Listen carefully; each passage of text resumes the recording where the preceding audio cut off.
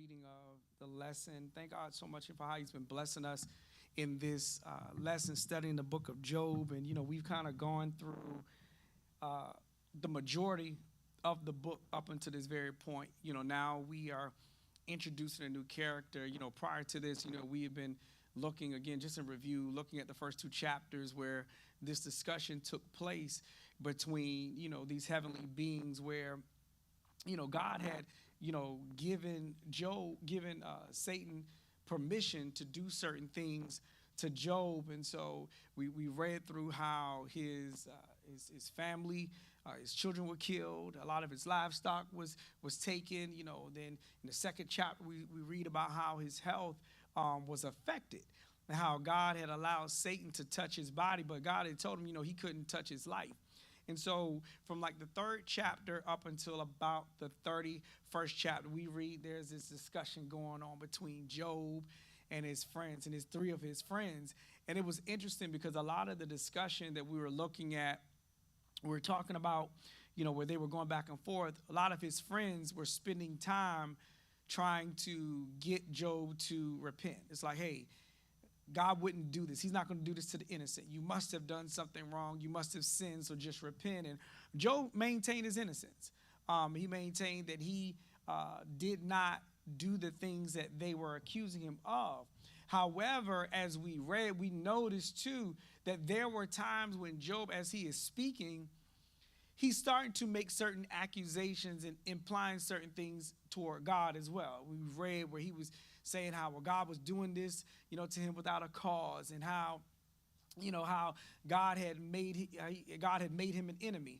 But now we get to this place where the three friends have stopped talking and Job has stopped his speeches up until this point, and we introduce another character, Elihu.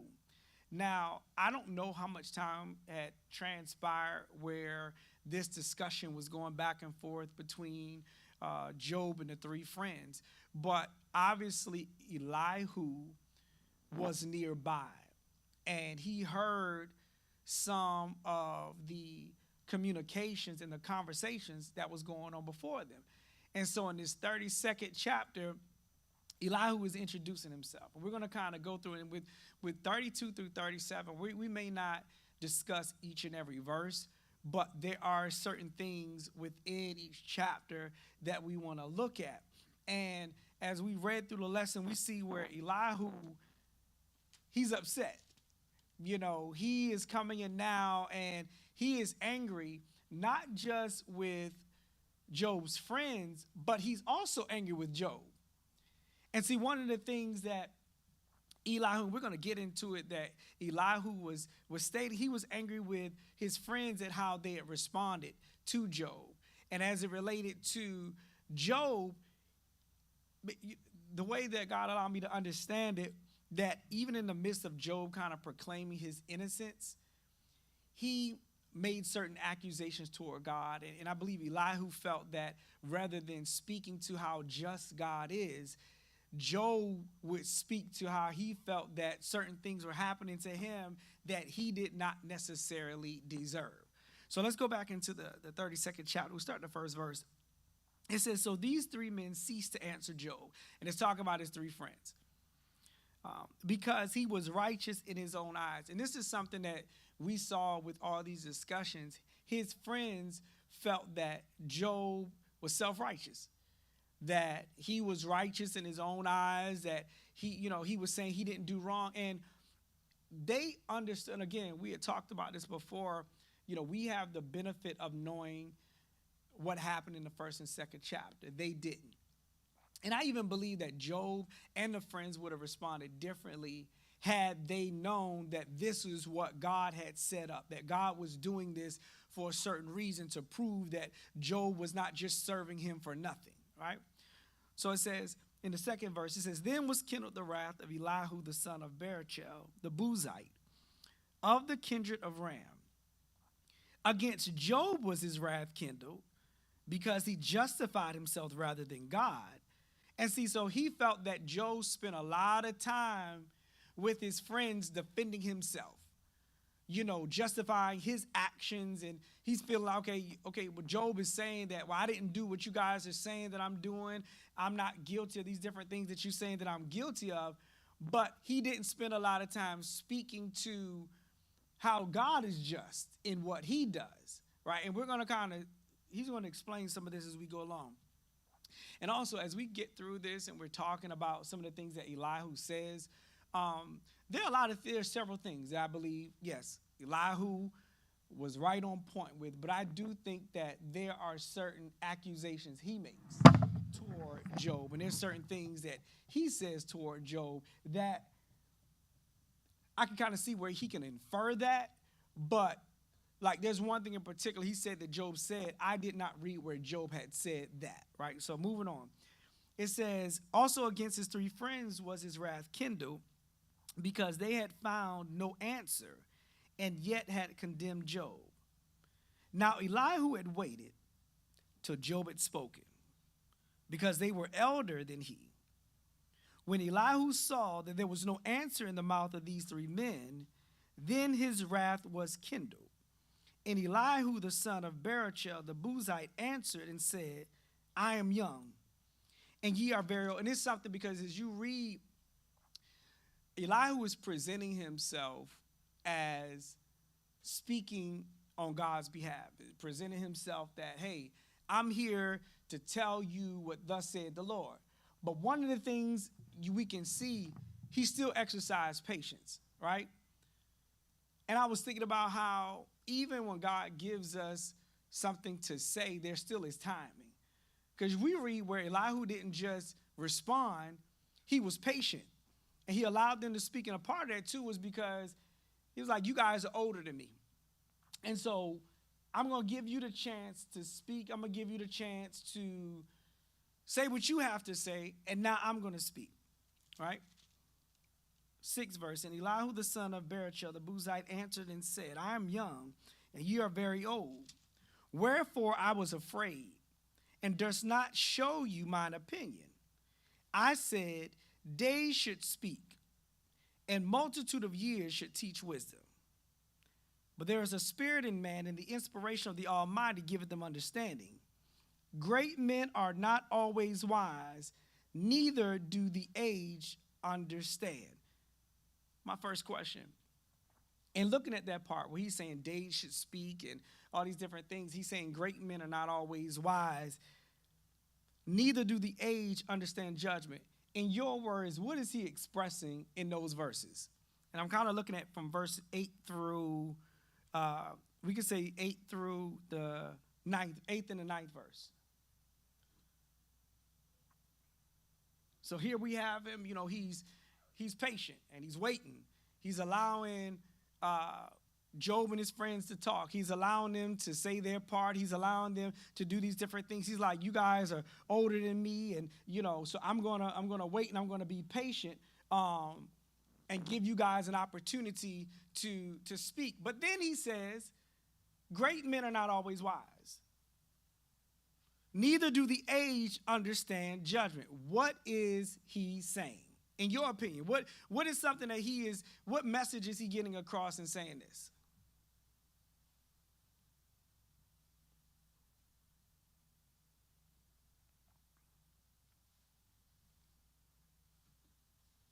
Any thoughts?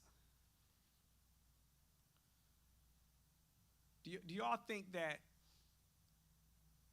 he's saying that wisdom is not always a construct of time, right?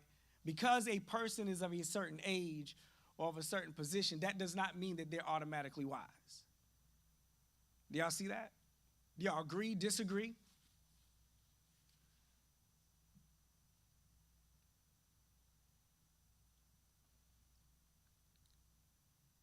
Okay? Because a lot of times there's an assumption that because a person is older, because they have gray hair, or because they've done something for a long period of time, there's an assumption that they're wiser. There's an assumption, they have wisdom, but we've looked at it before. Wisdom comes from where? It comes from God. So because a person is of great stature, or a person has been doing something for a long period of time, or they're older, that does not mean that they have wisdom and understanding. And to me, that really stood out in this chapter. It's like, great men are not always wise. See, because he's assuming, because y'all older, y'all should be speaking wisdom. But the thing is, because a person is older does not mean that they're necessarily wise. Does not mean that they necessarily have understanding. A person can be doing something for years and years and years and years and still if God wants to give a child wisdom in something that they've been only doing for 3 days, he can. But he's like, look, you guys were doing all this talking, and I'm expecting to hear wisdom. I'm expecting to hear all this knowledge. But just because you're of a certain age does not mean that you're wise and have understanding. Right? Any thoughts, any questions or comments on that before we move on? How do y'all feel about, is that something that you have felt like because a person has been doing something a certain period of time that means that they understand it? Or because a person is of a certain age, that means that they're wise? Yes, ma'am. Use the mic, please. Use the mic, please. I used to think that at one point, but when God began to, when you begin to learn more about God, you begin to learn that God, it's a gift from God, that God gives us the wisdom, knowledge, and understanding. And it comes from God. It doesn't come from because you're older or because you have more experience. Someone can have wisdom in something that you may not have wisdom in, and that can teach you, because we should always remain teachable, so when you look at the fact that, because you can have somebody out here that's younger than you can have people out here that's younger than you that can teach you a whole lot. God could have blessed them with more wisdom, in areas that you may not have wisdom in. But again, God gives the wisdom and knowledge and understanding. And I say that from experience, because, even when I was on a job, didn't have a lot of experience on a job when I first started in the government. But, as time progressed, God began to bless me with wisdom, knowledge, and understanding of the work that was being put before me. Not that I didn't learn from other people, but God put people in my life to teach me, how to do things. And some of those people were younger than me. But God is the one that gives you that wisdom, knowledge, and understanding.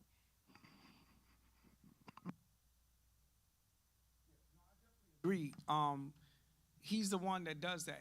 But I think that, I don't know, it's just a perception that people have. And it's not saying that a person is not wise. It's not saying that a person does not have understanding because they've done it for so long.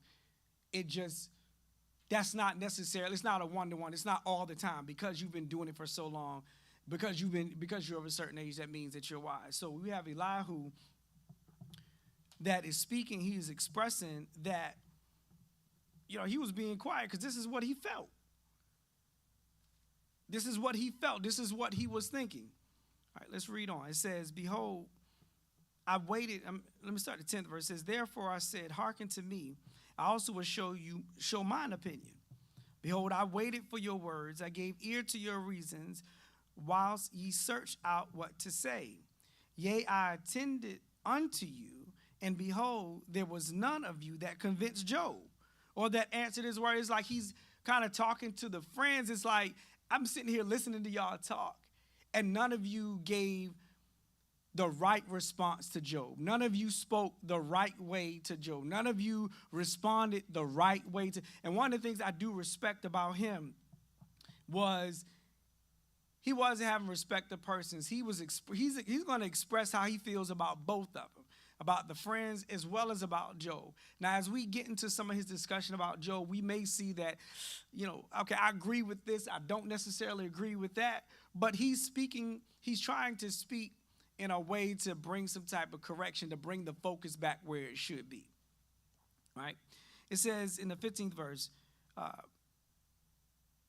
let's go back to the 13th verse. Lest ye should say, we have found out wisdom, God thrusted him down, not man. Now he hath not directed his words against me, neither will I answer him with your speeches. They were amazed, they answered no more, they left off speaking. When I had waited, for they spake not, but stood still and answered no more, I said, I will answer also my part. I also will show mine opinion, for I am full of matter. The spirit within me constraineth me. Behold, my belly is as wine which hath no vent. It is ready to burst like new bodies. So it's like, it kind of seems like it was bubbling up in him. He felt like he had to say this. It's like, it's about to burst within me. It says, I will speak that I may be refreshed. I will open my lips and answer. Let me not, I pray you, accept any man's person, neither let me give flattering titles unto man, for I know not to give flattering titles. In so doing, my maker would soon take me away. So one of the things he closes out like, look, I'm not going to try to flatter anybody. I'm going to speak what I believe he felt he was being led to speak. And he was like, he wasn't going to try to flatter them, but he was going to speak what he said. So in his 32nd chapter, he's basically giving his introduction. He's introducing what he is about to say. Now, we're about to get now into his gripes with Job and with his friends. So 33rd chapter. It says, wherefore, Job, I pray thee, hear my speeches and hearken to all my words. Behold, now I have opened my mouth. My tongue hath spoken in my mouth. My words shall be of the uprightness of my heart, and my lips shall utter knowledge clearly. The Spirit of God hath made me, and the breath of the Almighty hath given me life. If thou canst answer me, it says, the Spirit of God hath made me, and the breath of the Almighty hath given me life. If thou canst answer me, set thy words in order before me. Stand up. Behold, I am according to thy wish in God's stead. So now, remember early on, Job was basically speaking like he wishes that he could stand before God and make his requests known and to be able to I guess, get a court date, to be able to express and to discuss his innocence. Elihu is saying, basically, you're getting your wish. Now, I'm standing here in God's stead. It says, I also am formed of the clay. Behold, my terror shall not make thee afraid, neither shall my hand be heavy upon thee. Now, I want to look at the 8th through the 11th verse. It says, surely thou hast spoken in my hearing, and I have heard the voice of thy words, saying, I am clean without transgression. I am innocent, neither is there iniquity in me. Behold, he findeth occasions against me. He counteth me for his enemy. He putteth my feet in the stocks. He marketh all my paths. In that 8th through 11th verse, did Job actually say these things that Elihu is saying that he said? Did he say all of it? Did he say part of it? Is there any truth to what Elihu is saying about Job? I'll give you a few minutes. It says, surely thou hast spoken in mine hearing. So it's kind of showing that Elihu was not far away. It says, surely thou hast spoken in my hearing, and I have heard the voice of thy word, saying, I am clean without transgression. I am innocent, neither is there iniquity in me. Behold, he findeth occasions against me. He counteth me for his enemy. He putteth my feet in the stocks. He marketh all my paths.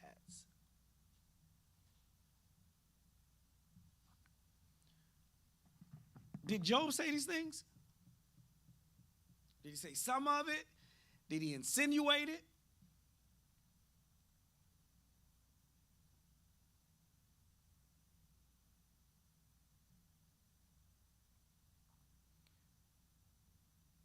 You look at the 9th verse, one of the first things that he's expressing, he's saying that Job said, I'm clean without transgression.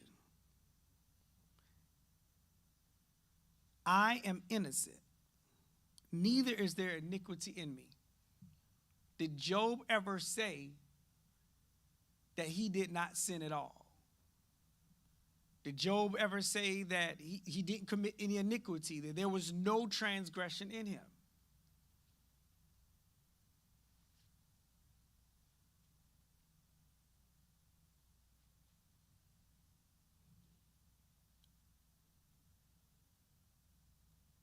What do y'all think? Do y'all recall him saying that? Did you because Job did say a lot, but some of the things that Elihu is saying, did Job say that?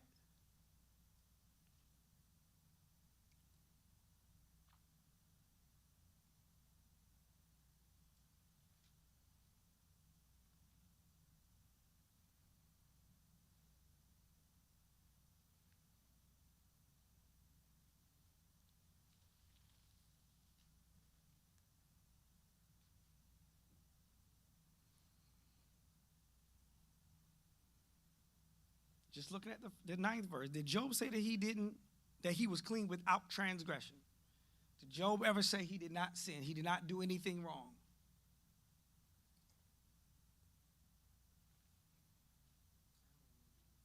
Use the mic, please. I don't recall Job saying that. Okay. Anybody else?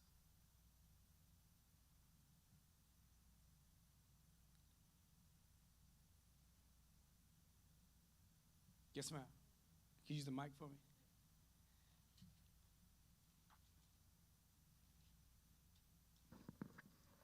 I think Job more so emphasized that his suffering wasn't due to sin, but I don't think he ever specifically said that he never transgressed or never had iniquity or anything. Gotcha. Anybody else? All right, so I agree with you all. I in searching now, I believe. Let's go to the 7th chapter, the 20th through the 21st verse. This is one of those things that I think Elihu miscategorized Job, right? Because I don't recall Job ever say, I never did anything wrong. Now, Job is trying to defend himself. And he's like, because remember, his friends are like, nah, you're wicked. You're going through this because you're wicked. So just repent. Job's like, I'm not wicked. But I don't think Job ever said, I didn't do any sin. Look at the 7th chapter, the 20th through the 21st verse. And this is what Job is speaking. He says, I have sinned. What shall I do unto thee, O thou preserver of men? Why hast thou set me as a mark against thee, so that I am a burden to myself? And why dost thou not pardon my transgression and take away mine iniquity? And see, so to me, he's not saying I did not sin at all, right? But let's go back to what Elihu is saying. In the 10th verse, it says, behold, he findeth occasion against me. He counted me for his enemy. Job did say that God counted him for an enemy. Let's go to the 13th chapter and the 24th verse. And see, it's something because it's a lot that Elihu is going to say. And I think that the point he's trying to make is you're making it too much about you. That he was spending so much time trying to prove that he's innocent, that he's not doing what they're saying doing. And I guess Elihu was expecting, you need to speak to the majesty and to how just God is. If you think back at the very beginning when Job had lost his children and his lives, one of the things he said, naked came I out of my mother's womb, naked will I return. Blessed be the name of the Lord. It's like, to me, that was very spiritual. Even when his wife was like, curse God and die, he was like, should we receive good of the Lord and not evil? So he's speaking in a spiritual way. I think that, and you guys tell me what you think. Why do you think that he was more so, I'm not going to let what you guys say, I'm not going to let that ride. I'm not doing what you're saying that I did.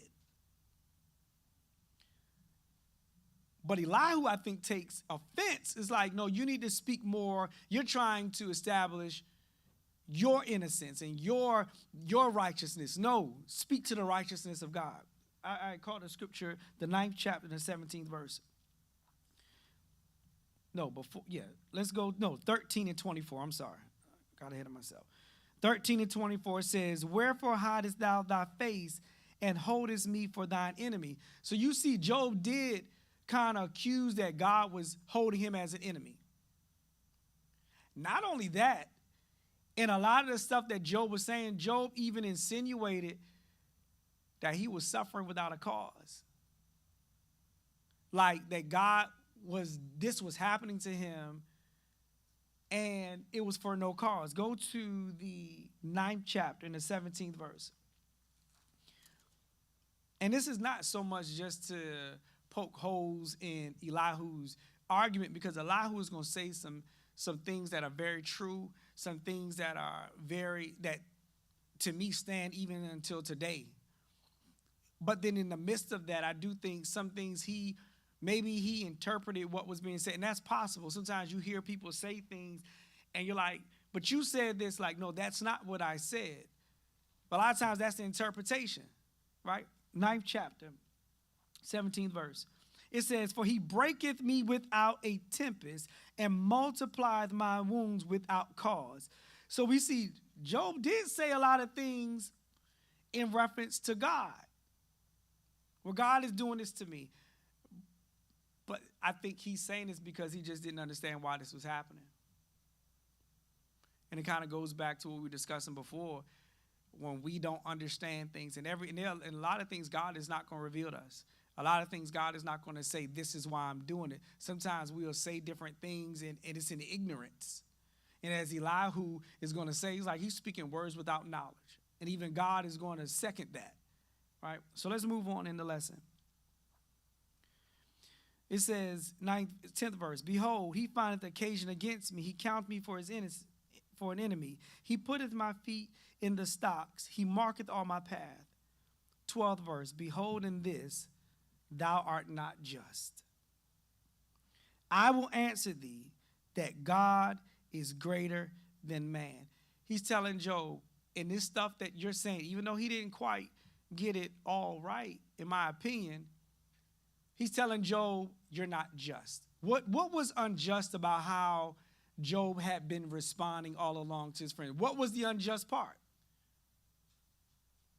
I think we talked a lot about how he was defending himself. But was there anything about what Job was saying that was unjust?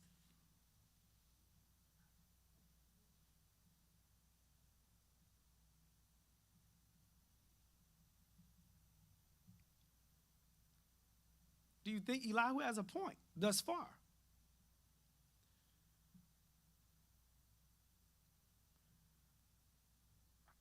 See, I think that to Elihu's point, I think that Job, his focus at times, and it could have been because of what was being put upon him, I think that he was more concerned about proving that he was not what they said they said he was. But even in the midst of us taking a stand and showing certain things, and two, we could also get into how some things we don't have to say. I think in addition to that, it's like, but represent God, not just represent ourselves. I think that Job was at times very concerned about his reputation, but it's like we don't want to misrepresent God's reputation in trying to defend our own. Right? And Elihu, even in this chapter, he's going to describe, we're going to read down. Let's look at the 13th verse. Why dost thou strive against him? For he giveth not account of any of his matters. God don't have to answer to us. That's like, look, and that speaks to his greatness. He don't have to answer to me. He does not have to explain to me why he's doing what he's doing. He doesn't have to justify himself. As we go through Elihu's speech, he's going to talk about God's greatness and how he does all these different things. It's like, look, he's great. He don't have to answer to us. And I think Job wanted an answer. And is it like, just like with us sometimes, Lord, why? What is happening? You know, I've done right. I've labored to please you. Why is this happening? Any questions or comments thus far? Any thoughts on what God allowed me to say thus far? If not, we're going to move on. the 14th verse says, "For God speaketh once, yea, twice, yet man perceiveth it not." And when we look at the 14th through the 22nd verse, one of the things that I believe Elihu is starting to describe how God speaks and how God says certain things. It says, "For God speaketh once, yea, twice, yet man perceiveth it not." And that is very true. Sometimes God can say things and he can express things. We don't always get it the first or the second time. It says, "In a dream, in a vision of the night, when deep sleep falleth upon men and slumberings upon the bed, then he opened the ears of men and sealeth their instruction, that he may withdraw man from his purpose and hide pride from man." One of the things that he's saying, how God had talked to people in dreams. I don't know if you've ever experienced that, where God sends a warning to you through a dream. Like, that's one of the ways, like, to prevent man from doing certain things. Sometimes he will show them in a dream and warn them, don't do this. And it's something because, and two, and I agree, how God will speak once. Sometimes people don't get it. It's a thing. Sometimes God will show you dreams and he'll reveal things. And I don't know about you, out there times I'm like, God, help me to understand what you're showing me. If this is a warning, bless me to take heed. I don't fully understand what this is. But God will definitely speak through dreams.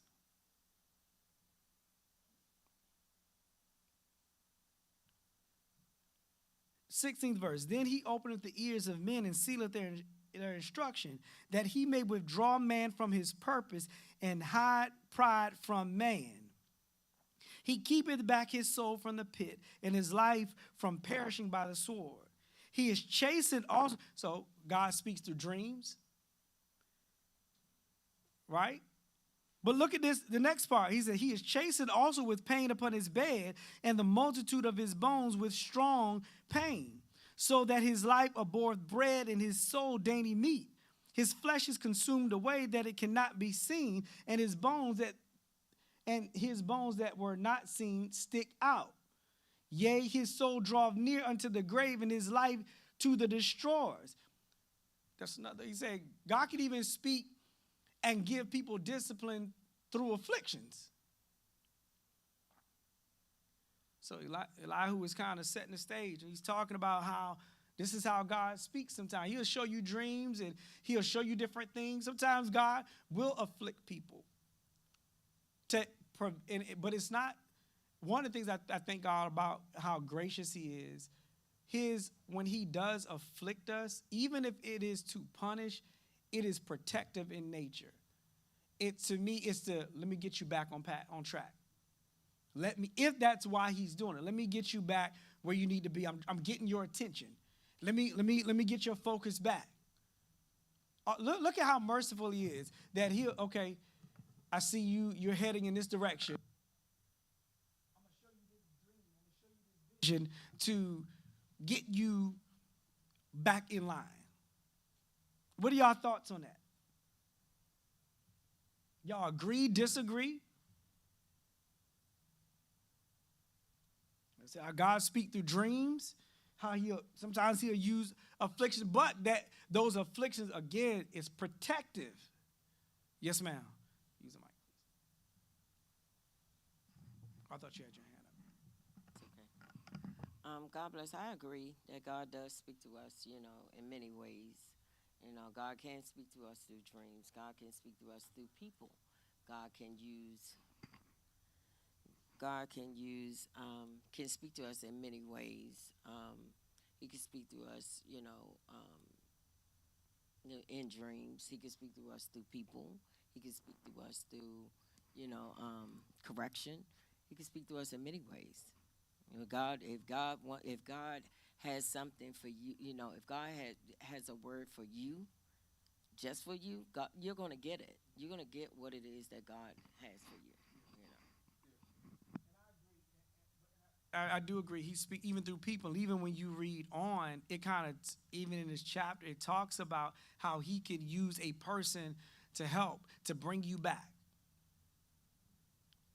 So Elihu is going through this. He's like, look, all right, Job, some of these different things that you've said, you're not being just. How God, he speaks, how he deals with people. I think in some cases, he's kind of insinuating too that, hey, Job, God may have been doing this to you to discipline you. God may be doing this to you to get you back on track. All right, let's read on. It says he, in the 23rd verse, so you're talking about how he uses people. He says, if there be a messenger with him, an interpreter, one among 1,000, to show unto man his uprightness, then he is gracious unto him and said, deliver him from going down to the pit. I have found a ransom. His flesh shall be fresher than a child's. He shall return to the days of his youth. He shall pray unto God, and he will be favorable unto him, and he shall see his face with joy, for he will render unto man his righteousness. He's even saying how he could even send somebody, a messenger there, to help bring you back. I don't know about you guys, but there have definitely been times I may have been on a certain road or certain track, and God sent somebody, hey, nah, don't do this or don't do that. And it doesn't always, one of the things too, just understand, it don't always sound the way we think it should sound, the way we assume that it sounds. It's not always through the person we think it should come from. But God chooses people, and he will help us out, even with vision, with certain dreams. God does it his own way, and it speaks to how sovereign he is and how mighty he is, how he can do whatever he will. But I thank God, too, because even in this lesson, in his 27th verse, he talks about how there's hope and how Elihu is expressing how God looks upon men. If any man say, I've sinned and perverted that which is right and it profited me not, how God will rescue them. So he's not just even speaking to, okay, Job, I didn't necessarily agree with what you said, but look, there's hope. If anybody say that I've sinned and perverted that, like, he'll turn things around for them. 27th verse, it says, he looketh upon men, and if any say, I've sinned and perverted that which is right, and it profited me not, he shall deliver his soul from going into the pit, and his life shall see the light. And it's something how it takes a level of accountability on our part. Like, it can turn things around. Just the admittance to, okay, I messed up. The acknowledging I made a mistake. I sinned and I perverted that which is right, and it profited me not. It was not profitable for me to do this. God is like, I'll turn this around.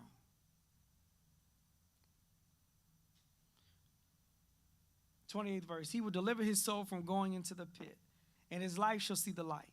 Lo, all these things God worketh oftentimes with man, to bring back his soul from the pit, to be enlightened with the light of the living. Mark well, O Job, hearken unto me, hold thy peace, and I will speak. If thou hast anything to say, answer me. Speak, for I desire to justify thee. If not, hearken unto me, hold thy peace, and I shall teach thee wisdom. So it's like, Job, look, to me it's kind of interesting. Like, he's saying, if you got anything to say, but then he's saying, but just hold your peace. Let me speak. Now we're going to move on to the 30. Any questions or comments on that 33rd chapter? I know Elihu is he's starting to get into what he's saying. And as we see some of the things that he's saying, it's on point. Some things, I don't think Job necessarily said he did not sin, right? Now, as we go into the 34th chapter, Elihu, to me, kind of goes a little bit more in depth to speak about how just God is. Because there's some things that Job has said, it could give the appearance that God is not always just in what he does. And I think, again, that goes back to why Elihu is kind of speaking about, hey, you're looking to justify yourself. You're looking to speak about your righteousness. What about God? 34th chapter. It says, furthermore, Elihu answered and said, hear my words, O ye wise men, and give ear unto me, ye that have knowledge. For the ear trieth words, as the mouth tasteth meat. And this is something that Job had actually, I believe, said some time ago. Let us choose to us judgment. Let us know among ourselves what is good. For Job had said, I am righteous, and God hath taken away my judgment. See, again, he's saying, well, Job, you said this. Now, in the scripture, Job did say that God took away his judgment. And you can go back in the 27th chapter in the 2nd verse. It says, should I lie against my right? My wound is incurable without transgression. And that's one of the things too. Like, Job did insinuate he was being hurt and he didn't do anything wrong. I think a lot of it was in response to what his friends are saying. But even in that, we got to be careful as we proclaim our thoughts of being just, right? Because we don't want to not speak to God's majesty and how powerful God is, that he do what he will with his own. When Jesus was praying, he said, if it be possible, let this cup pass. Nevertheless, not my will, but thy will be done. It's like, forget about how I feel. Lord, let your will be done. 7th verse. What man is like Job, who drinketh up scorning like water, which goeth in company with the workers of iniquity, and walketh with wicked men? Is that true about Job? From what we read, from what you recall, did he keep company with the workers of iniquity? Did he walk with wicked men? You said no. For he had said, it profiteth a man nothing that he should delight himself with God. Did Job insinuate that? And I know some of this you might have to flip back and forth. But I was looking in Job 9 and 22, where Job says, this is one thing, therefore I said it. He destroyeth the perfect and the wicked. Is that insinuating that God going to destroy them both?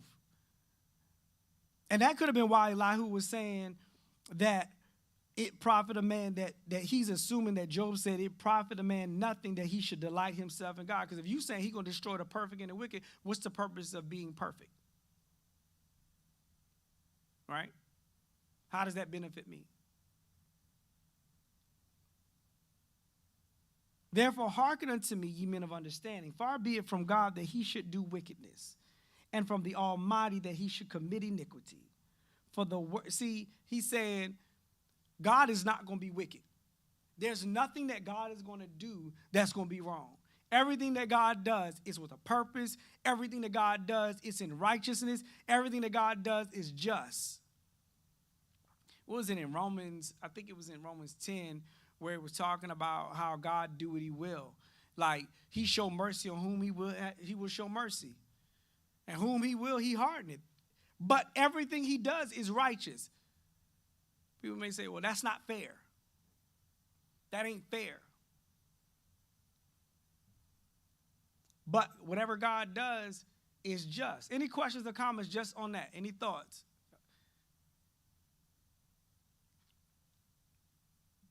Like, Elihu is, to me, is expressing how, God is just. And God it's a blessing to be righteous, to delight yourself in God.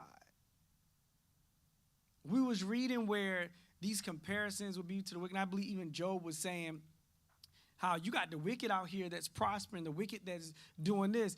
That could give the wrong message if a person hears it the wrong way, because they can start to think, well, what's up? If a wicked can still gain and the wicked can still get, what is the purpose of being righteous?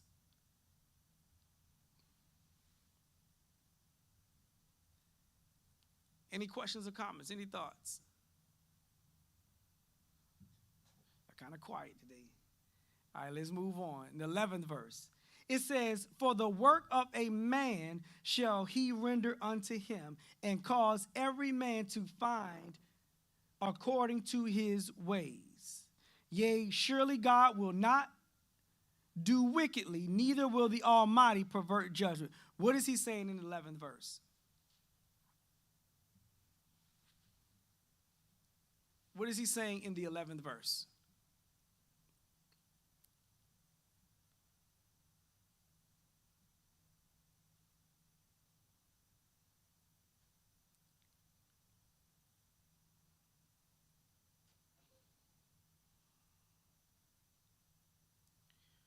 one of the things I believe that that Elihu is expressing in this 11th verse is God does reward according to a man's works.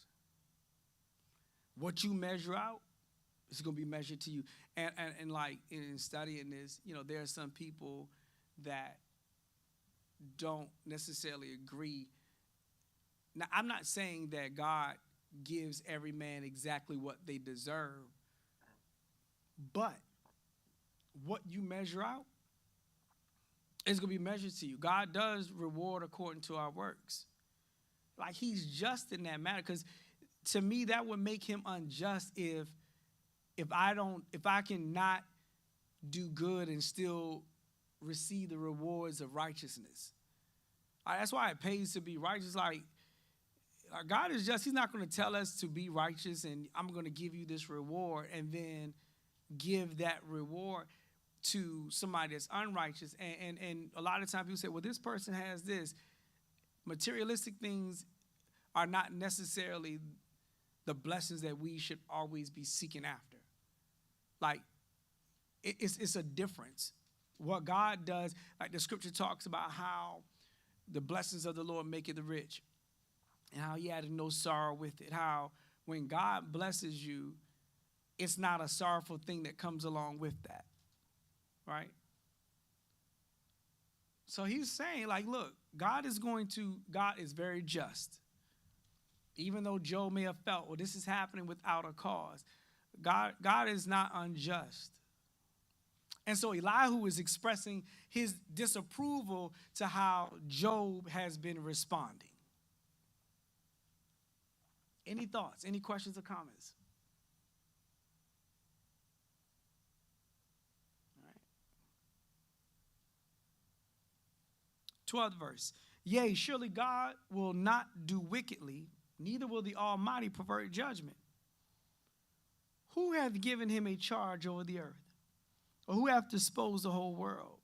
If he set his heart upon man, if he gather unto himself his spirit and his breath, all flesh shall perish together, and man shall turn again unto dust. If now thou hast understanding, hear this. Hearken to the voice of my words.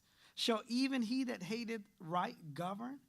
And wilt thou condemn him that is most just? Is it fit to say to a king, thou art wicked? It's like, first of all, if God wanted to remove the breath of life from man, he could do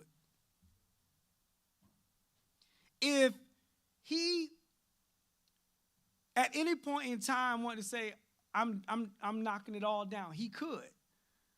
And it's like, look, are you going to would you say to the king he's wicked? Would you say to God is extremely just. And to insinuate that he's not just is not wise.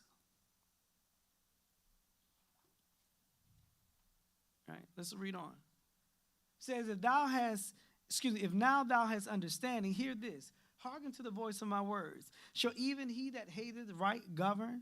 And wilt thou condemn him that is most just? Is it fit to say to a king, thou art wicked, and to princes, ye are ungodly? How much less to him that accepted not the persons of princes, nor regarded the rich more than the poor, for they all are the work of his hands. It's like God don't even regard man like that.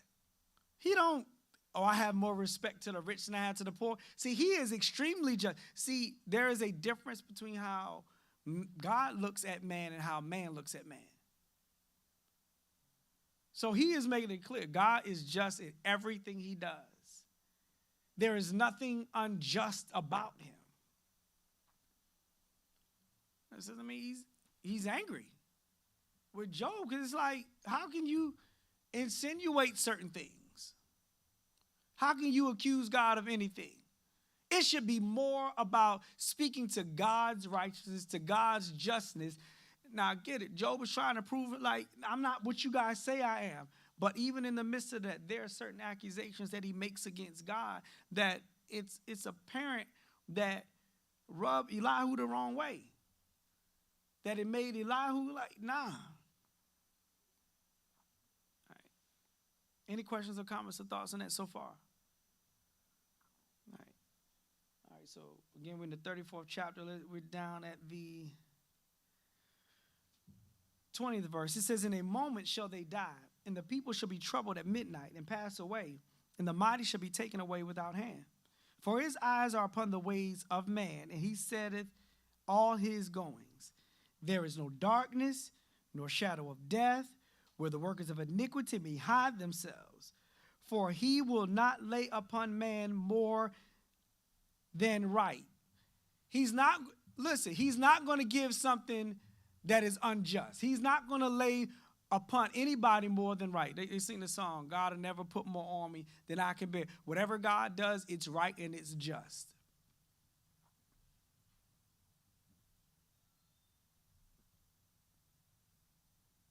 He's not going to put any more on man than what's right.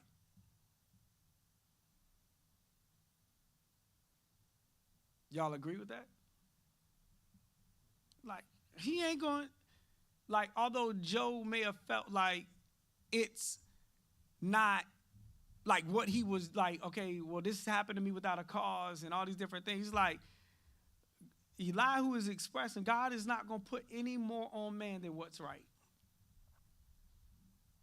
Again, we see Elihu there's a sense of frustration he's feeling because it's like Job did spend a lot of time laboring to prove that he was right. And Job was within his right.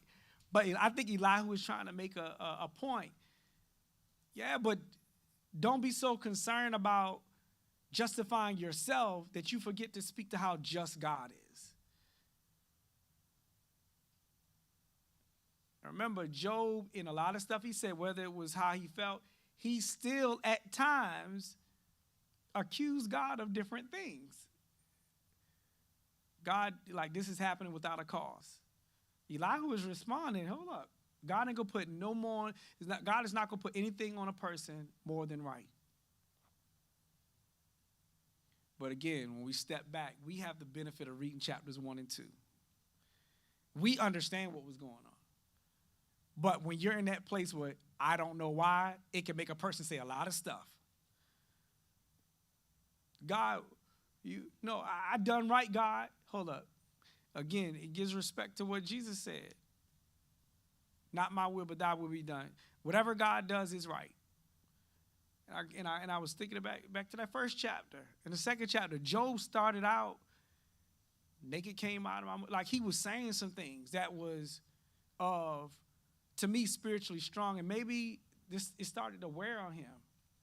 But again, Elihu is like, oh, that's certain things you're saying, Job, is not just. I was at the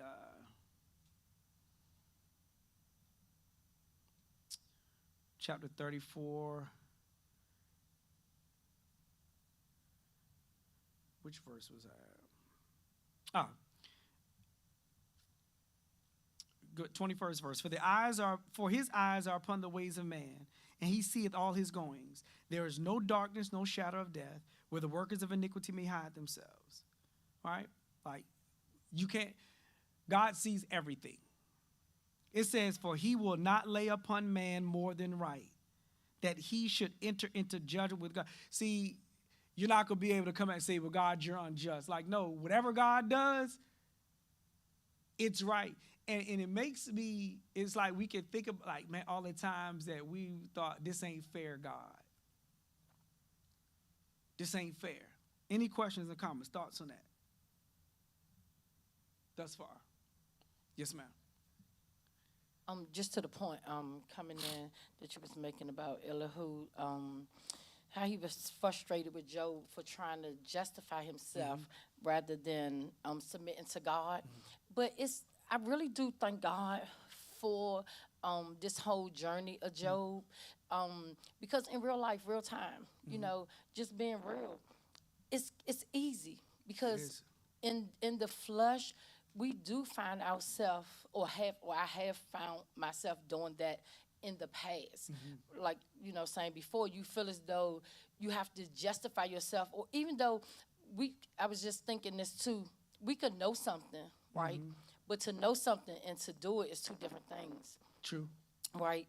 So it's like we can know that, oh, God justify me, the word said, I don't have, but yet we will or have in the past, felt the need to justify That's right. yourself against something somebody said Yeah. against you that Yeah. was not right, Yeah. right? But somewhere or another, we don't look at it like, okay, God, I'm going to look for you to really justify me, or you know the truth. Yeah. I don't have to defend myself. But somewhere or another, we still feel the need to try to defend ourselves and justify ourselves to people that don't even have our life in their hands, right? No, God- what you say, because when you do that, I feel like you take the attention off of God and you make it more about you in that moment. Absolutely, but I don't believe, well, I can speak for myself, but I want to say I don't believe in real time that when it's being done, you even thinking that way, I agree. right? Yeah, yeah. Even though, it's been a lot of things said to us about thinking spiritual 1st and different, but a lot of things that you're taught or told this right, you also have to put it in practice, right? Because that's the thing. If we to know it, we can know a lot of things, right? We know 1 + 1 is 2, or we know how to add, but that don't mean you manage your money. That don't mean, you do all the right things, right? Because right? So it's like we can know things, but not do. But when I was even when I was not really researching, but I was looking up, but when it was something that I came in on the point you was making, because that's what it said. He was frustrated with him for trying to justify himself rather than submitting to God. Yeah. And it really hit my heart, because it's like, because in the flesh, for some reason, I don't know what it is, we just feel as though we have to, I don't know if it's a thing you're trying to prove somebody wrong, or you're trying to convince somebody that, no, I'm not that person. No, I did not do what you saying I did, or that's not what happened. So I'm glad, again, just bringing it to real time, so we can relate it to our life, that how to know what this looked like, right? With Job, not saying we went through what Job went through, but that if you faced with something, a false accusation, or somebody saying, now no, submit to God. No, look to God. Now you know what it looked like that when you tried to justify yourself, you don't have no need. Okay, so if I justified myself 5 years ago, if I did that, make sure today I'm not justifying myself. Make sure I'm really submitting to God. I'm really looking to God, so that I won't fall, or we won't, or people won't fall into the trap, or the snare, or the cycle of getting so wrapped up. Because I do believe it's easy to get caught up, right, into situations and lose the sight of God while you getting caught up. Because to your point, because at that point, you're not looking at God, or you're not looking to God. And I don't really think you really... Yeah. And you were saying about it being whether it's trying to, like a person trying to prove people wrong. I think it's a combination of that and other, like a lot of things. It's like pride is something. Like pride can make me say, I ain't gonna prove that. Like if a person, like, I don't want people to think I don't have, so I'm gonna fake it, rather than, hey, if I don't have it, I don't have it. You get what I'm saying? And sometimes pride will make a person do that. I think if Job had stuck with the mindset he had in the very beginning, those first 2 chapters, when all this stuff happened, naked came out of my mother's room, naked shall I return. Blessed be the name. It was like, Lord, I'm going to praise you. Even when his wife said, curse God and die, shall I receive just good from God's hand and not evil? If he had stayed with that, I do think the stuff that his friends were saying, I believe, like he said, it was breaking him. I think it's starting to wear on him. It's like, you keep saying this, but sometimes, too, even to what you were saying, we can make it more about our reputation. Christ was like, he made himself of no reputation. It wasn't when people accuse him of many things. Okay, I'm not going to say a word. But in the flesh, sometimes like, nah, you ain't going to. But God is so gracious, because he's sending Elihu, and even the things that Elihu is saying, I don't agree with I think some things he kind of made some assumptions, but some things, no, he's right on. Like sometimes God does this to help you. Like we're talking about the vision, he'll show you dreams. Sometimes it's to help you. It's to make you more disciplined. I'm willing to believe that after the last chapter, the life that Job lived after God speaks to him was a better version of before. And I think that that's one of the things that God is doing. He's blessing us. Certain things we go through. I was told years ago, you going through this so you will be a better you, so we can be a better version of ourselves. Like coming out of this, I'm better than what I was. It should be that way, right?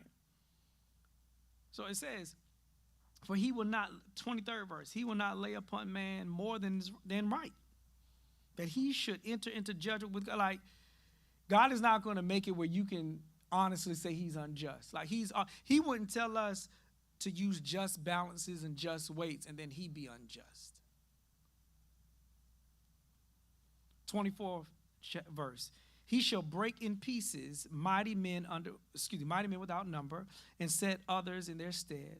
Therefore he knoweth their works, and he overturneth them in the night, so that they are destroyed. He striketh them as wicked men in the open sight of others, because they turn back from him. See, if people turn back from him, like, this is what he can do, because they turn back from him and would not consider any of his ways, so that they cause the cry of the poor to come unto him, and he heareth the cry of the afflicted. When he giveth quietness, who then can make trouble? Now, so I'll read this. When he giveth quietness, who then can make trouble? If God says peace, who can disturb that? Right? And when he hideth his face, who then can behold him? Whether it be done against a nation or against a man only, that the hypocrite reign not, lest the people be ensnared. Surely it is meet to be said unto God, I have borne chastisement. I will not. I like this. Starting this 31st verse. He's giving some wise instructions. Surely it is meet to be said unto God. It's a good thing to say unto God, I have borne chastisement. I will not offend anymore. That which I see not, teach thou me. Like, I'm not going to offend anymore, God. What I don't know, teach me. If I have done iniquity, I will do no more. Should it be according to thy mind, he will recompense. It's like saying, this is what's very wise to say. Like, even when you go back to the chapter I believe before, he was like, how you look at the upon men, and if any say, I've sinned. He's giving some really wise instructions. And even in this chapter, like, it's good to say, if I've offended, if I commit iniquity, forgive me. If I don't know something, teach me.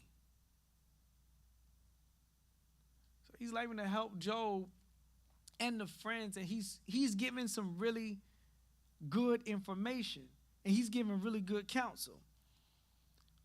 I'm going to go to the 34th verse. Let men of understanding tell me, and let a wise man hearken unto me. Job had spoken without knowledge.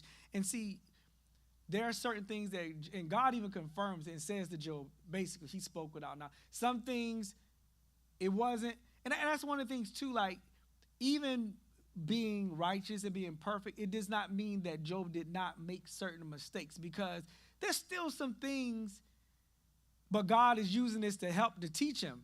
And what does Scripture say about how if a tree bear fruit, he purges it that it bring forth more fruit? All this, you're going to be a better Job. Even certain things that he takes us through, it's like we're going to be a better us. If we really listen and take heed and learn from the experience, oh man, we'll be so much better. And I think that that's the way we want to be. Who would want to go through a trial and tribulation to have learned nothing, and then God be like, okay, I got to take you through another lesson so you can get it again? Like, oh, you didn't go through the door, you tried to go around. I was told one time there was something that happened. It was like, see, you didn't go through it, you tried to go around it. Now, when it come up again next time, it's like, it kind of like scary. Like, I don't want to have to go through this again. But it's like, if you try to go around and don't go through it, that means you didn't get the lesson. So now I'm going to have to show you another way. We're talking about how God speaks. Like Eli was talking about how he'll show you dreams. Sometimes it's affliction. Certain things he'll do. You see how God speaks once, sometimes twice. A man don't always perceive it. Right? So let's read on. Job had spoken without knowledge, and his words were without wisdom. My desire is that Job may be tried unto the end because of his answers for wicked men. It's like, okay, that was a bit like, it seemed like he's kind of going into that same category as the other three friends. Like, I want him to be tried to the end because of what he said for wicked men. For he added rebellion unto his sin. He clappeth his hands among us and multiplied his words against God. And sometimes one of the things, when God gives you a word, just stick to that word and not adding more to it. It seems like he doing a little bit. He say it kind of feels like, a person put a little bit of themselves into it. Right? Any questions or comments just on the 34th chapter? All right, we'll go to the 35th chapter. 35th chapter is a quick chapter. It says, Elihu spake moreover and said, thinkest thou this to be right, that thou says my righteousness is more than God's? Again, I don't recall Job saying that, but I think that he's kind of, he's inferring that goes into perception, how we can perceive. Everybody can hear somebody say the same thing, but everybody interpreted it differently. Oh, no, you said, no, that's not what he said. He said this, like, that's not what I said, right? It says, for thou says, what advantage will it be unto thee? And what profit shall I have if I be cleansed from my sin? Now, Job did say something. We're going to go to the 9th chapter, the 29th through the 31st verse. Because something Job did say, it could give the impression that what's the use of being clean if God going to do this to the wicked and to the righteous, right? So Job 9.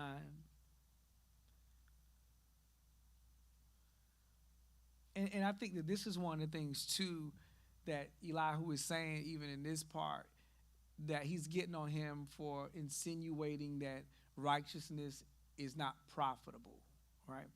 29 through 31, it says, if I be wicked, why then labor I in vain? If I wash myself with snow water and make my hands never so clean, yet shalt thou plunge me in the ditch, and my own clothes shall abhor me. And so it's kind of like, he's kind of saying, even if I'm clean, like, Job kind of saying, well, even if I do this, you still going to do this to me. And we have read in another verse where he was like, even to the perfect and the wicked, he does these different things. So certain things that Job says, a person listening, and too, is careful how we express certain things, even in the midst of anguish, because it can give the hearer a different impression. Oh, well, then if you say, well, God going to do this to the righteous, then why do I be righteous? Like, and it's a thing of, and I think that that's one of the things, too, that that Elihu had against Job's friends, because to me, I believe he feels they did not correct certain things. They did not check certain things, right? They spent a lot of time saying, no, you here because you did wrong. But when they heard him say these things in reference to God, that's the stuff, right? So let's read on in that chapter. It says, I will answer thee, and thy companions with thee. Look unto the heavens, and see, and behold the clouds which are higher than thou. If thou sinnest, what doest thou against him? And he was saying, he was talking about how, first of all, God is so much greater than us. He says, look unto the heavens, and see, and behold the clouds which are higher than thou. If thou sinnest, what doest thou against him? Or if thy transgressions be multiplied, what doest thou unto him? If thou be righteous, what givest thou him? Or what receiveth he of thine hand? Thy wickedness may hurt a man as thou art, and thy righteousness may profit the Son of Man. What is he saying? And we had kind of touched on this, I think, a couple of chapters before. What is he saying?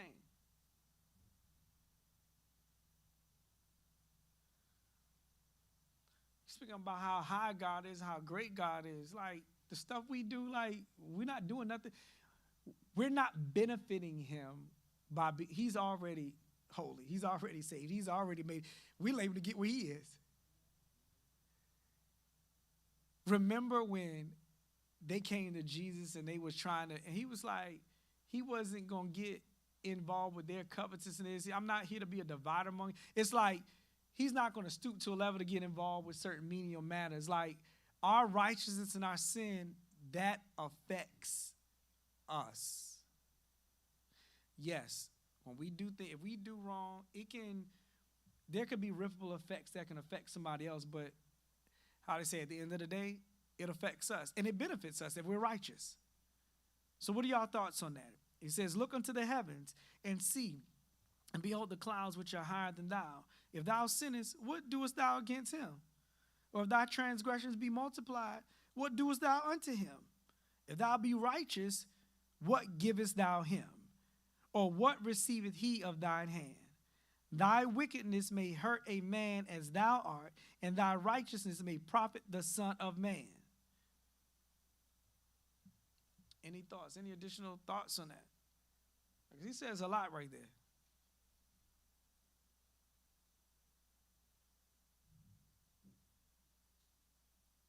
See, Job, in the midst of what he was going through, I think his reasoning was a little off, and his thinking was a little off. But there is profit in doing good. And that's one of the things I think as people of God, letting people know, no, there is a benefit in doing the right thing. Like there is profit in that. Like when people say, well, the wicked got this, hold up, whoa, don't be fooled by that. How they say about don't trust in uncertain, like don't be fooled by that. Because there's profit in doing the right thing. Because you want people to understand, no, well, if there's benefit in it, then I want to do that. Not the other way around, but what's the purpose of me being perfect if you going to do this to the perfect and to the wicked? What are y'all thoughts on that?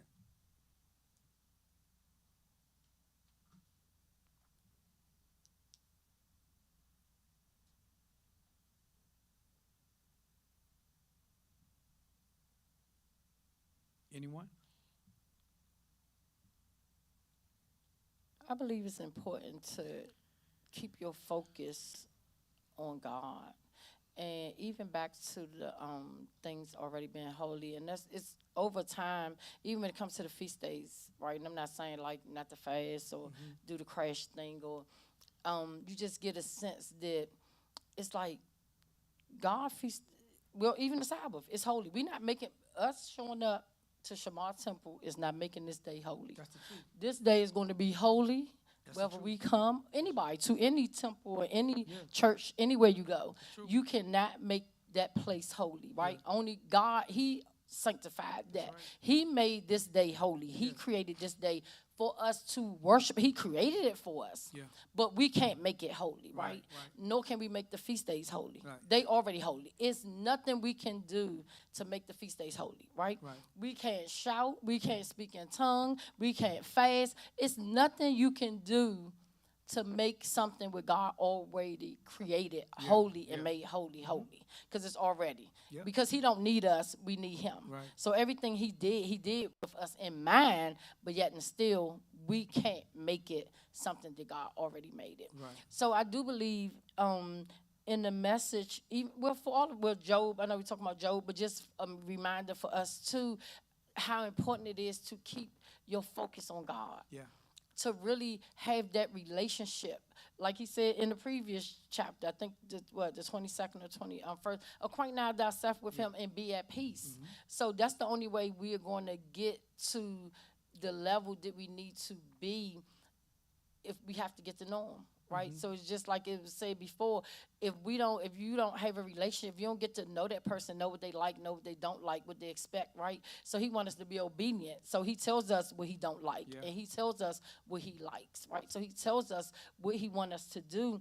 So I just believe also when we stay in line with Him, I think it's less likely we'll make crucial mistakes. Right. Right, so I think, again, we talked about this before. Not saying none of this was easy on Job or easy, because, again, just imagine you feeling as though you haven't did anything wrong and all this stuff coming at you. Man, at some point you are going to feel some type of way, right? Be it right or wrong. I'm not saying, did we get to the point that we're in, we attack God or say things towards God or say things that we're going to regret, or like even the world, like we say now, like some things people say to people and it's like, once you say it, you can't take it back. That's right? It's already said. Once it go out, even you can repent and say I'm sorry, but it's not going to wipe away what Right. somebody, Right. what it made that person feel at that time, Right. right? So to me, I just think it's important to just, yes, even if it first say, look into heavens and see and behold the clouds which are higher than thou, and believe it. Like we not up there That's right. in the clouds, like they are definitely higher than us, right? right. And just remembering too, incorporating God into that. He is higher than us, Yep. right? He's higher than any being. He is the being. He is the true and living God. He is the Almighty God, right? So yeah, just remembering, he said, if thou sinnest, what doest thou against him, right? And, in Psalms it say, against thee only have I sinned, right? And done this, in your sight, not word for word, you know what I'm saying? So, yeah, and yeah, it is. Even the 8th verse, thy wickedness may hurt a man as thou art, and thy righteousness may profit the son of man. And sometimes, we was talking about this last night, and I'm going to get a mic up. I don't know, like the song say, I don't believe he brought me this far to leave me. Yeah. Also, I think the misconception when people come to God is that everything is going to be right? God never said everything. The song also going to say, nobody told me that the road would be easy, right? But I don't believe he brought me this far to leave me. But I think the misconception when people, like when you sinning or you live a life of sin and then what we consider making up our mind to serve God or whatever, or God giving you the mind to serve him, you think everything going to be easy. And when it's not, you get disappointed. And then people do start saying, well, God, I'm not doing this no more. I'm not drinking. I'm not partying. What's going on? Like, I thought I had it better when I was... See, that's and that's a misconception. And I think also, as people of God, really being truthful, even when Pastor Jeremiah Murphy, when he came and he said something like letting people know, like, we're not perfect people, right? Because sometimes people can look at you and look at your appearance and automatically come to the conclusion, oh, they must have it all together. No, we all are X something. We might not be X the same things, but we all are X something, right? So we all been through something that we can testify and let people know, no, I was there once, but that's just not my life today. That's not where I'm at. But I do believe it causes people sometimes, because if people don't be careful, the false sense of everything is okay. So when they come, everything, like, no, you're going to go through trials and tribulations. Like, no, you're going to have trials and tribulations, right? Things are going to happen, but you stay with God, though. You still don't leave him.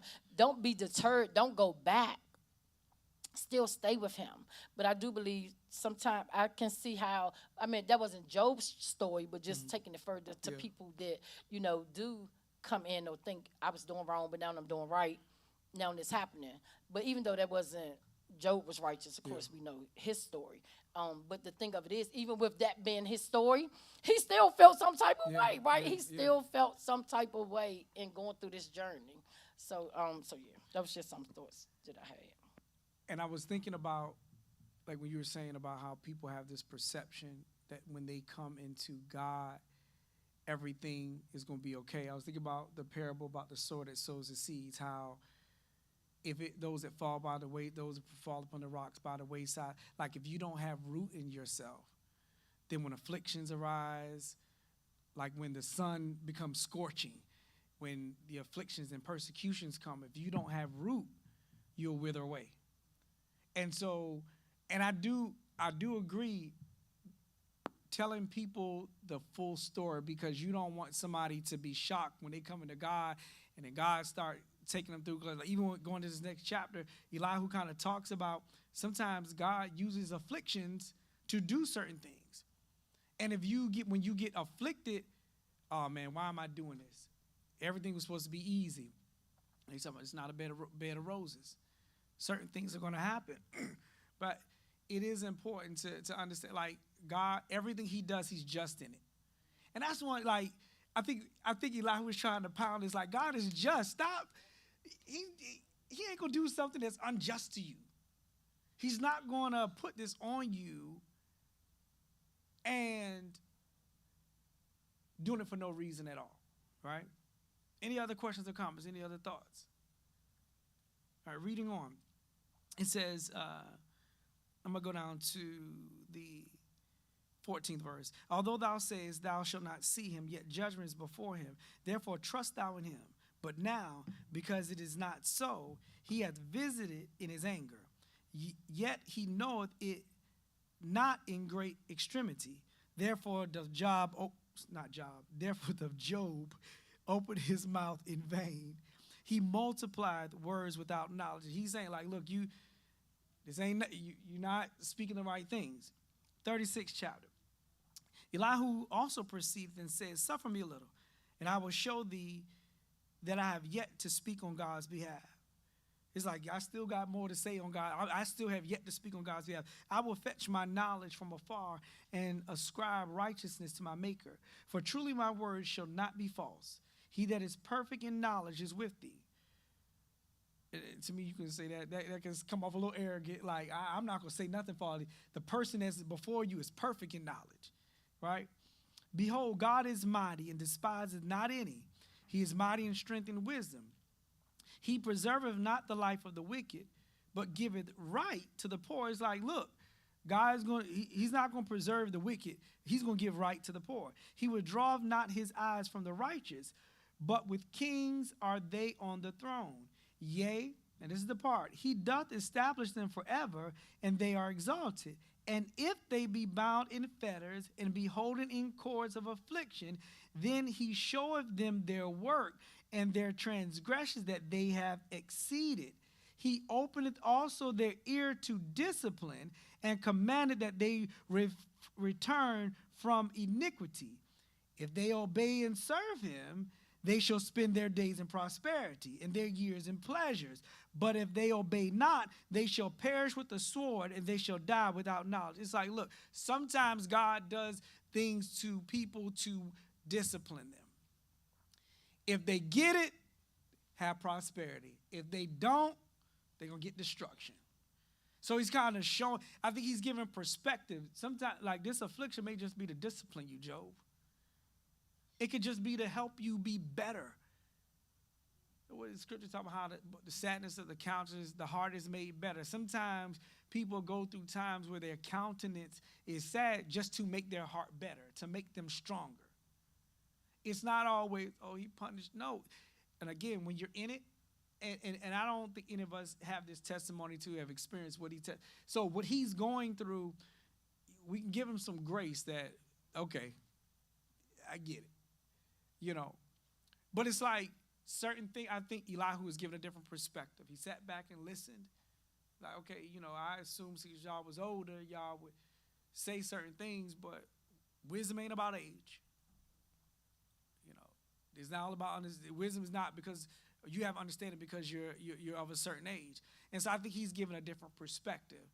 Like, let's focus on the majesty of God. Let's focus on his greatness. Yeah, this is happening. And see, I believe when God begins to speak after this, he's going to kind of confirm some of these different things, right? It says, 12th verse, but if they obey not, they shall perish with the sword, and they shall die without knowledge. But the hypocrites in heart heap up wrath. They cry not when he bindeth them. Like, when a person is a hypocrite, when God does certain things, they don't change, right? They die in youth, and their life is among the unclean. He delivered the poor in his affliction and opened their ears in oppression. Even so would he have removed thee out of the strait into a broad place where there is no straightness, and that which should be set in thy table should be full of fatness. But thou hast fulfilled the judgment of the wicked. Judgment and justice take hold on thee. Because there is wrath, beware, lest he take thee away with his stroke. Then a great ransom cannot deliver thee. Will he esteem thy riches? No. Not gold, nor all the forces of strength. Desire not, and he's like saying, look, basically if you don't get it together, God can take you out of here. Like, you can't ransom your life with your riches. You can't pay your way out of this, right? It says, desire not the night when people are cut off in their place. Take heed, regard not iniquity, for this hast thou chosen rather than affliction. Behold, God exalted by his power, who teacheth like him? Who hath enjoined him his way? Or who can say, thou hast wrought iniquity? Remember that thou magnify his work, which men behold, every man may see it. Man may behold it afar off. Behold, God is great, and we know him not. Neither can the number of his years be searched out. For he maketh small the drops of water. They pour down rain according to the vapor thereof. And he's talking about how great God is, and he's showing like we are not on his level. We don't understand him. We can't comprehend him. We're not on his level, so we can't say you're doing wrong. His ways are above our ways. His thoughts are above our thoughts. And it kind of can help us to say, well, let me not question what he does. Quickly, I want to go to 37. At this also my heart trembleth and is moved out of his place. Hear attentively the noise of his voice and the sound that goeth out of his mouth. He directed it under the whole heaven, and is lightning unto the ends of the earth. After it a voice roareth. He thundereth with the voice of his excellency, and he will not stay them when his voice is heard. God thundereth marvelously with his voice. Great things doeth he, which we cannot comprehend. For he said to the snow, Be thou in the earth. Likewise to the small rain, and to the great rain of his strength. He sealeth up the hand of every man, that all men may know his work. And so he's speaking about God's greatness in this chapter. We may not go through all the verses, but how it's beyond our comprehension. His greatness is beyond our understanding. And see, when we move forward and we look how God talks, like God is like, where were you when I did this? And so it's something for me as well, even the times I have questioned, well, God, why is this? Like, my ways are above your ways. I know what I'm doing. I know why I'm doing it. Like, I am majestic. I am powerful. You don't control anything. You don't control the rain. You don't control the weather. You don't control any of these different things. So as we look at, and you can go back to like reading through this what Elihu is expressing, but Elihu, one of the things I could say to me, he didn't have respect to persons. We told all of them, this is how I feel. He let them know, I'm not going to get into flattering titles, all these different things. He was like, I'm gonna tell you what's what. Job, you was more focused on your righteousness versus talking about the righteousness of God. And his friends, like, y'all should have corrected that. And see, the friends to me were more eager to, Job, you wrong. You in this situation because of this. You in this situation. And two, it's a thing for us not to be so quick to jump into saying this is why things happen. That's another thing. If we don't know why, don't get into the whys. Don't get into this is the reason why. This is why this happened. This is why that happened. Because we don't ever want to be found lying on God to say to God, said to people, I know why this happened to you. And he wanted Job. Now, again, I don't agree with every single thing that Elihu said. To me, Elihu kind of stepped into the three friends thing and some of the things that he was saying. But he spoke a lot of truth, and he was letting Job know, like, look, which some of the stuff you were saying was not just and it was not wise. All right, so we thank God for his goodness. And Lord permit, starting next week, we're going to get into when Job taught, and it's something because people can say, I want to hear from the Lord. But then when God starts to speak, he don't always say what we think he's going to say, right? So sometimes, but Job is going to he's going to get his wish. God going to talk to him. But we're going to look at how God responds to him. And so we thank God so much for the Sabbath school. Thank God for each and every one of you. And if all hearts and minds are clear, we can consider ourselves a recess. Praise the Lord, everybody.